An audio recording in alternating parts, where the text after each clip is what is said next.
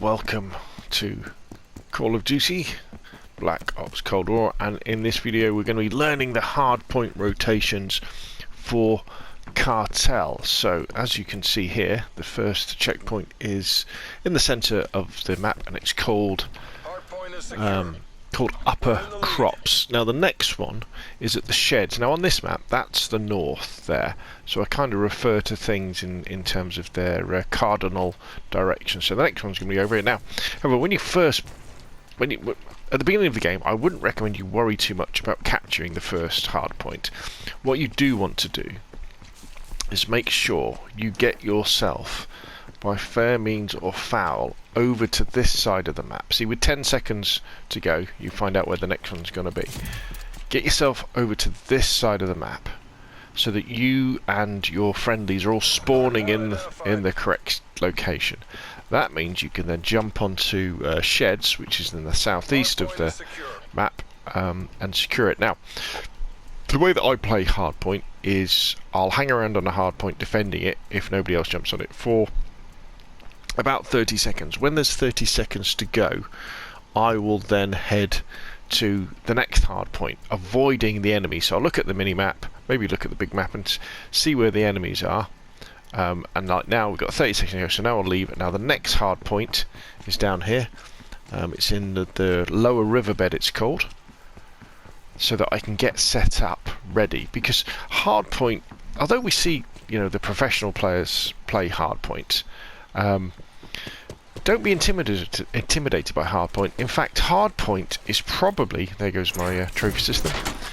Hardpoint is probably one of the best game modes for people who maybe struggle a little bit with accuracy, because as long as you can learn the hardpoint rotations, and have access to them, that's why you'll see them in the description below this video, and there's a document as well that has all of the hardpoint rotations. Well, it will have one once I finish this series of videos.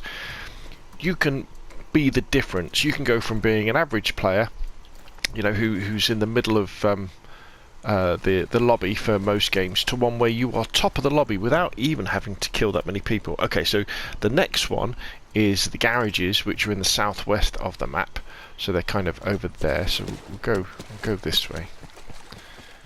Can we jump up here? I think we can, can't we? And the garages are just here. And so the way that hardpoint works, onto the map in a fixed order. And that means the person with, in the land of the blind, the one-eyed man is king, kind of happens, because you can always get ahead. There will be situations whereby you just cannot take the hardpoint. And when that's the case, what you can do is you can say, okay, well, there's no point trying to fight for this hardpoint if there's 30 seconds or less to go. So at that point, you go to the next one. Now the next hardpoint is actually Hangar, which is in the far south of the map. See that big building on the south? And so what I would do is, if I was trying to capture that hardpoint and we couldn't capture it, I would make sure I placed myself over this side of the map so that my buddies would have been spawning over here safely, and the enemies are spawning at the other side of the map, so that when the next hardpoint pops, so we've just had the 10 seconds to go warning, in the right place to take this hardpoint. Now when the professionals play, they'll play 2 or 3 rotations in advance, but we don't really need to. If you play one hardpoint rotation in advance, that's normally enough. Now the way that you score points is that you have to be inside the hardpoint. You must have at least one team member in.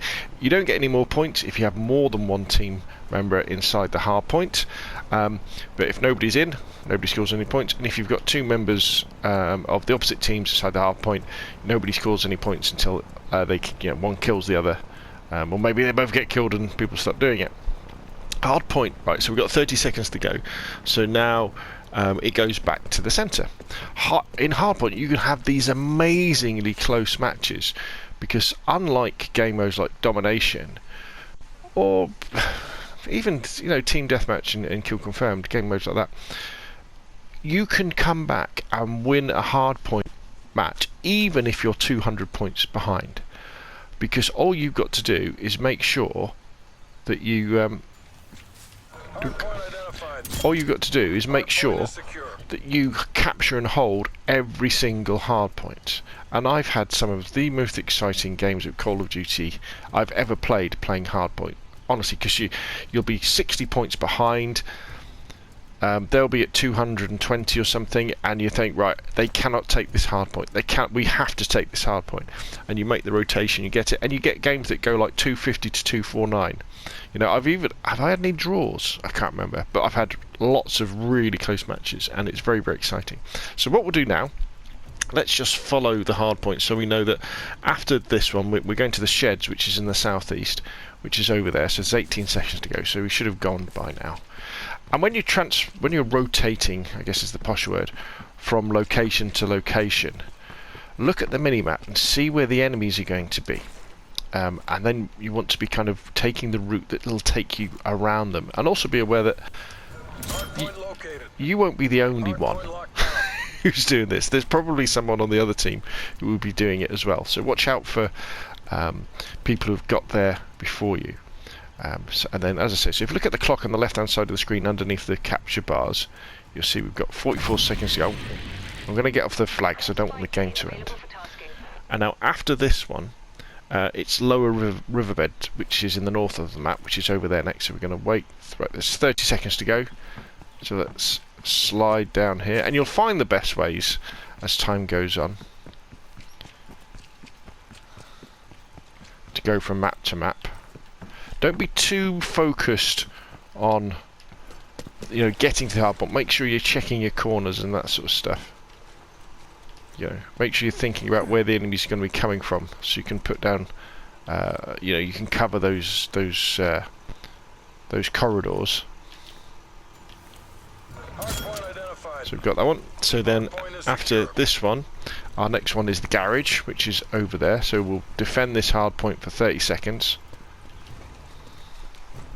If you've got another team member that is on the hard point, there's no point both of you being on there, so by all means push off to where the enemies are coming from. Even leave a lot earlier. If your teammates are doing a grand job of staying on the hard point and defending it, you know, get off the hard point and set yourself up early. You know, by getting over into a position like this, for example, my teammates will all start spawning around here, around me, which means that they can run up and capture the hard point there, but they can also be in a great position when the hard point flicks over to garages. We can go over to there. So here we go. So we're going to get the 10-second warning in a couple of seconds. There's the 10-second warning. So at this point, normally when the 10-second warning comes up, you're going to get players heading towards this hard point. This is why it's important to defend it. And get ready so that when it pops, you're on there. So get in a corner, get some cover, think about with enemies, look at them, see where your friendlies are, and we know that the next one is Hangar, which is up there. So that we have got to know that when the hard point pops and changes, they're going to have the advantage. So what we hope for is one of our teammates will come onto the hard point. We can then start to push off early to try and dislodge them from this hard point. You know, well, to dislodge from this spawn point, so that we can then start spawning over here, so that we'll be ready for the next hard point. So 10-second warning. There's, see in the middle of the screen, it tells us where the next one's going to come. I'm not sure I completely agree with it. They introduced it into Modern Warfare, I think halfway through last season. So there's that one. Very open hard point, this one. You've really got to know where the enemies are coming from. Look at the minimap, see where they're spawning. Don't be afraid to sometimes maybe jump off the hard point, let them take it, and then blat them as they get back onto it. And again, we just wait until there's 30 seconds to go. And now we know the next hard point's over there, so if they're coming from that direction, maybe we'll go out the back door and loop round. If they're coming out from that direction, we'll maybe go out that way, or out that way and loop round. Right, so it's 30 seconds to go, so let's loop round. Again, by doing this, we're forcing the spawns to be over here. And then we're back at this hard point, which is upper crops, and we've done yet another hard point rotation. So that's going to pop in a second. Here it comes. Obviously, normally you wouldn't stand up here. And what we'll do is we'll talk about weapons. Here it comes. Oh, so it's over here. There we go.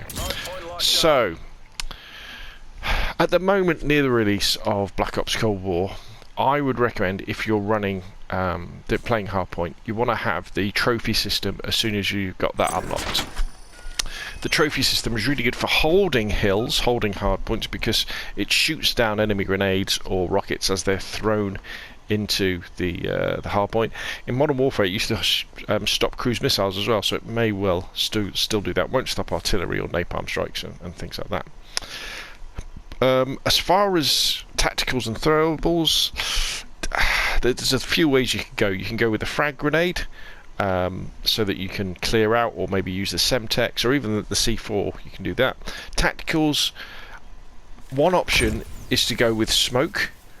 Smoke is a really good defensive measure because you can stand inside the smoke, especially on a more open hard point, so people can't see you. If you've unlocked a thermal scope for one of the guns, people, and it generally causes confusion. You could also instead run maybe a couple of stuns as well, or flashbangs. They're particularly good for attacking hard points because they'll stun the defenders, and you can then follow up sliding in with your machine gun, or you could throw a grenade at them. As far as things like perks go, flak jacket, you're going to take a lot of damage when you're on the hard point. Ghost, so they can't see you when you're running around. And then for perk 2, there's an argument for Gearhead. So what Gearhead does is it makes your trophy system, makes your field upgrade charge up faster, and it also allows you to store one as well, as you can have 2 trophy systems ready to go at any one time in case one gets destroyed, or when you're going from hardpoint to hardpoint. The other option is you could go for Quartermaster as perk 2. And what Quartermaster does, it allows your tacticals and your lethals to restock after, I think it's 30 seconds. So you'll always have smoke grenades or stuns, you'll always have some frags or some Semtex or some C4. So there's an argument for both of those depending on what your playstyle likes. Danger Close as your wild card, I think is pretty much of a no-brainer, so you've got 2 lethals and 2 tacticals. Guns, I've got the MP5 because it's very effective in close quarters, reasonably medium range. When you've unlocked it, maybe you'd want to go for something like an assault rifle with a thermal scope. It takes a lot to unlock those as well.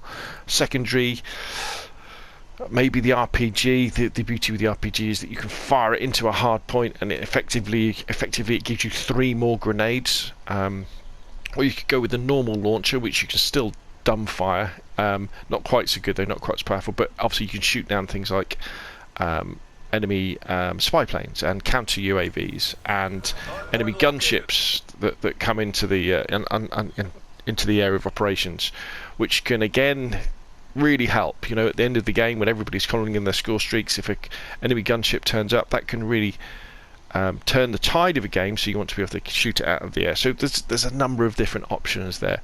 You go for different weapons, different loadouts. Experiment, see what's good for you, see what enables you to be able to stay on the hard points and defend them, and stay alive.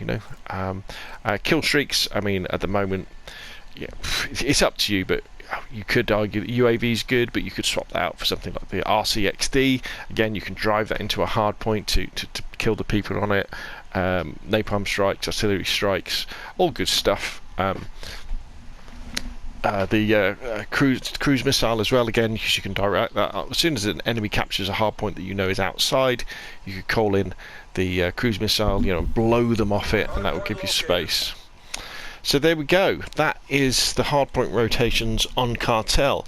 Starts on upper crops here, goes to the sheds which are in the southeast of the map, then goes down to the Riverbed, which is down there in the north, comes back up to the garage, which is over there, goes up to the hangar, which is there, and then comes back here. As I said before, learn the map rotations, have them to hand when you're playing.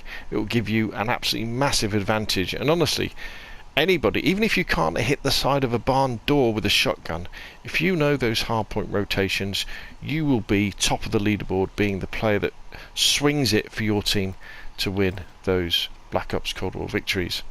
Anyway, that's enough from me. Hopefully that's useful. If it has been, press the like button. If you want to see more of the same, press subscribe, and I'll see you again soon.